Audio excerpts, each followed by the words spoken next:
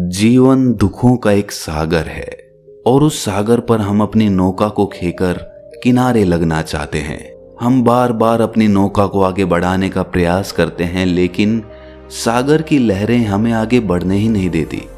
हम अपनी बुद्धि से, अपने विचारों से जीवन के उन दुखों से पार पाना चाहते हैं, लेकिन हर बार एक नया दुख सामने आ जाता है।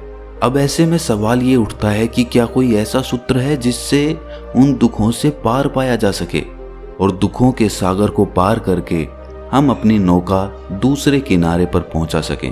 तो इसका जवाब आपको इस कहानी में मिलेगा। इससे पहले कि आप इस कहानी में खो जाएं, इस चैनल को सब्सक्राइब करना ना भूलें। एक बार गौतम बुद्ध अपने शिष्यों के साथ एक राज्य में प्रवेश करते हैं। जैसे ही उनके आने का सबको पता चलता है, ये बात पूरे राज्य में आग की तरह फैल जाती है कि बुद्ध राज्य में प्रवेश कर चुके हैं। बुद्ध और उनके भिक्षुओं के लिए राज्य के एक वन में ठहरने का प्रबंध किया जाता है। वो वन बहुत ही सुंदर होता है। वो सभी भिक्षु वन में कुछ दिन ठहरने का निर्णय लेते हैं। बुद्ध का उस वन में ठहरने का कारण ये था कि बुद्ध उस राज्य में उपस्थित लगभग सभी लोगों तक अपनी शिक्षाओं को पहुंचाना चाहते थे। उस राज्य में बहुत सारे लोग थे। उन सभी लोगों के मन में लगभग यही लालसा थी कि वो बुद्ध के प्रवचन को सुन सकें, सिवाय उस गांव के एक आदमी के। वो आदमी उस गांव का सबसे गरीब आदमी था।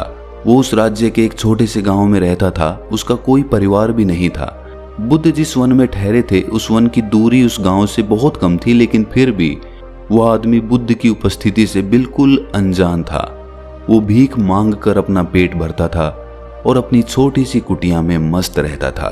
जिस दिन बुद्ध ने उस राज्य में प्रवेश किया था, उस दिन वो आदमी सुबह सुबह उठकर अपनी कुटिया के पीछे जाता है और वो ये देखकर चौंक जाता है कि उसकी कुटिया के पीछे एक बहुत ही सुंदर कमल का फूल खिला हुआ है। उसे ये समझ नहीं आता कि आज अचानक यहाँ ये कमल का फूल कैसे खिल गया, क्योंकि आज से पहले कभी भी उस कुटिया के पीछे कोई फूल नहीं खिला था और ना ही कमल के पुष्प खिलने का कोई मौसम था। वो सोचने लगता है कि ये कैसे हो सकता है। उसे कुछ समझ नहीं आ रहा था। फिर वो सोचता है कि क्यों ना उस पुष्प का लाभ उठाया जाए। वो उस पुष्प को तोड़कर उसको बेचने का मन बनाता है। वो सोचता है कि इस बेमौसम पुष्प को बेचकर भला मुझे कितना धन मिल सकता है। मुश्किल से कोई एक समय का भोजन भी नहीं देगा। यदि कोई इसका सही दाम लगा सकता है तो वो राजा है, और वो उस पुष्प को लेकर राजा को बेचने के लिए निकल जाता है। रास्ते में उसे राजा का मंत्री मिलता है। उसकी नजर उस पुष्प पर पड़ती है। वो बेहद आकर्षित होता है। वो मंत्री अपना रथ रुकवाकर उस आदमी से पूछता है कि बताओ, इस पुष्प के बदले क्या दाम लोगे? वो आदमी डरते हुए कहता है कि मालिक, यदि इसके बदले मुझे 10 सिक्के मिल जाते तो बहुत अच्छा रहता। मंत्री कहता है कि मैं तुम्हें इसके बदले 100 सोने के सिक्के दूंगा। लाओ, ये पुष्प मुझे दे दो। वो आदमी ये सुनकर दुविधा में पड़ जाता है कि अब वो क्या करे। वो सोचता है कि मैंने तो 10 सिक्के मांगे थे, लेकिन मुझे मिल रहे हैं 100 सिक्के। इसका मतलब ये हुआ कि इस बेमौसम पुष्प में जरूर कोई खासियत है। इसकी अच्छी कीमत तो राजा ही दे सकते हैं। वो उस मंत्री को वो पुष्प देने से इनकार कर देता है। वो मंत्री बुद्ध के दर्शन के लिए जा रहा होता है, इसीलिए वो सोचता है कि बेमौसम पुष्प जितने में मिलता है ले लेता हूँ, ये बुद्ध के चरणों में रखने के योग्य है। परंतु वो आदमी मना कर देता है। अंत में मंत्री अपने रथ पर बैठकर आगे निकल जाता है। उसके जाने के कुछ देर बाद राजा का रथ वहां पर आता है। इसे देखकर वो आदमी बहुत खुश होता है और सोचता है कि आज ऐसा क्या है, ये सभी कहाँ जा रहे हैं। तभी राजा की नजर भिखारी के उस पुष्प पर पड़ती है।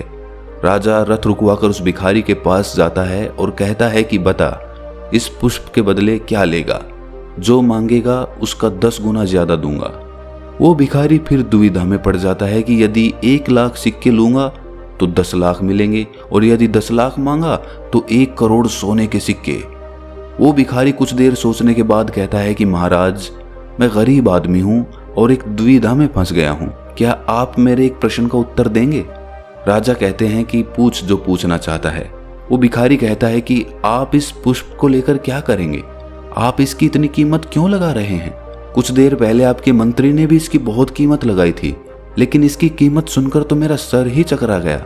मैं तो घर से ये सोचकर निकला था कि यदि कोई इसके बदले मुझे 10 सिक्के भी दे देगा तो बहुत है, परंतु आपके मंत्री ने इस पुष्प की कीमत 10,000 सिक्के लगाई थी और आपने तो मुझे और भी ज्यादा उलझन में फंसा दिया। आपने तो मंत्री से भी ज्यादा इसकी कीमत लगा दी।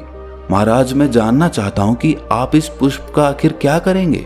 ये सुनकर राजा कहता है कि क्या तुझे पता नहीं है कि हमारे राज्य में बुद्ध का आगमन हुआ है, वो पधारे हैं और शायद उनके यहाँ आने से ही ये बेमौसम पुष्प खिला है। ये उनकी मौजूदगी का ही परिणाम है। उनके दर्शन के हेतु ही हम सब जा रहे हैं और ये कमल का फूल मुझे किसी भी कीमत पर चाहिए। वैसे तो कमल के पुष्प बुद्ध के चरणों में बहुत पड़े होंगे, लेकिन ये बिन मौसम के पुष्प की बात है। बिन मौसम पुष्प की बात कुछ और ही है। पहली बार कोई ऐसा करेगा और ये अवसर मुझे प्राप्त हुआ है। ये सुनकर वो भिखारी कहता है कि अगर ऐसी बात है तो मुझे क्षमा करें महाराज, मैं आपको ये पुष्प नहीं दे सकता। फिर तो मैं ही ये पुष्प उन्हें दूंगा।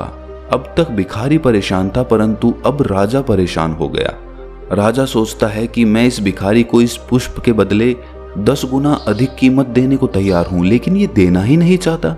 वो भिखारी कहता है कि क्षमा करे राजन, मुझे पहले ये ज्ञात नहीं था कि यहाँ महात्मा बुद्ध पधारे हुए हैं, लेकिन अब जब मुझे ये मालूम हो गया है तो मैं इस अवसर का स्वयं लाभ उठाना चाहता हूँ।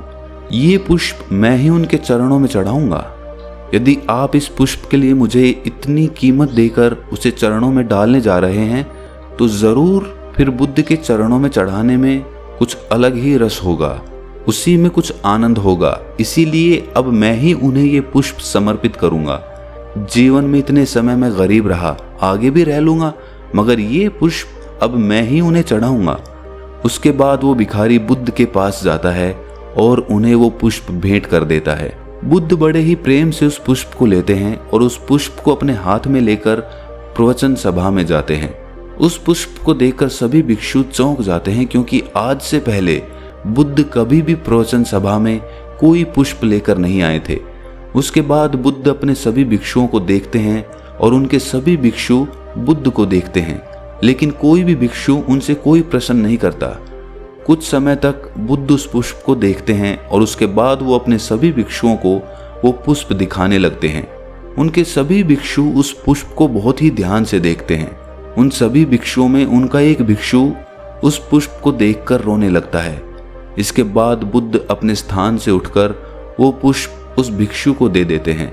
इस घटना के घटने के बाद बुद्ध से ये प्रश्न किया जाता है कि ऐसा उस भिक्षु ने उस पुष्प में क्या देख लिया था कि वो रोने लग गया और अन्य भिक्षु देख ही नहीं सके। उस भिक्षु का नाम महाकाशक था।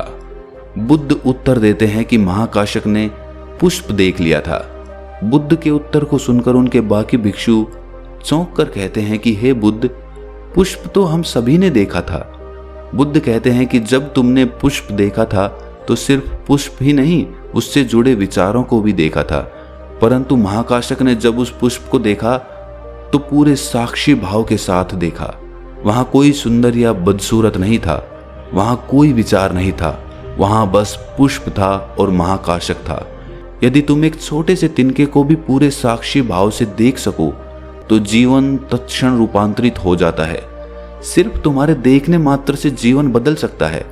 इस कहानी में बुद्ध महाकाशक को एक सूत्र दे रहे हैं कि जब बुद्ध महाकाशक को पुष्प दे रहे होते हैं तो ये समझाने का प्रयास कर रहे होते हैं कि केवल साक्षी भाव तुम्हें तुम्हारे बंधनों से मुक्त कर सकता है। सभी भिक्षु उस सूत्र से चूक जाते हैं, लेकिन महाकाशक उस सूत्र को पकड़ लेता है, जिस वजह से उनकी आंखों में आंसू आ जाते हैं। दोस्तों, साक्षी भाव एक ऐसा भाव है जो विषय वस्तु से जुड़े बिना आपको उसका पूरा दर्शन करने का सूत्र देता है। जब आप साक्षी भाव से किसी चीज को देखते हैं तो आप अपने विचारों से ऊपर उठकर कि ये चीज अच्छी है, ये चीज बुरी है, उससे ऊपर उठकर उस चीज के दर्शन करते हैं, और वास्तविकता में यही दर्शन कहलाता है। अगर हम ध्यान के द्वारा अपने विचारों को शांत कर पाते हैं तो हम अपने दुखों को भी अपने से अलग करके देख पाते हैं, और जब हम अपने दुखों को अपने से अलग करके देख पाते हैं तो तत्क्षण हम पाते हैं कि हम हमारे दुखों से ऊपर उठ गए हैं। इसीलिए ध्यान के द्वारा साक्षी भाव को उपलब्ध होने की कोशिश करिए। तो दोस्तों, कैसी लगी आपको ये कहानी कमेंट सेक्शन में ज़रूर बताएं, और अच्छी लगी तो चैनल को सब्सक्राइब करना ना भूलें। तो मिलते हैं अगली कहानी में, तब तक के लिए अपना ख्याल रखें।